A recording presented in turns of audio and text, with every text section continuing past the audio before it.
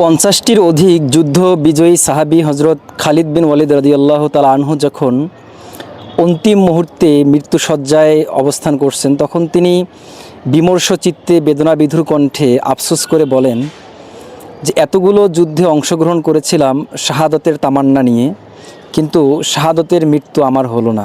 তিনি তার স্ত্রীকে বলেন যে আমার শরীরের এমন কোনো জায়গা নেই যেখানে শত্রুর তলোয়ার বা বর্ষার আঘাতের চিহ্ন নেই, অথচ আমি এই অন্তিম মুহূর্তে বিছানায় শুয়ে একটা বৃদ্ধ উটের মতো মারা যাচ্ছি।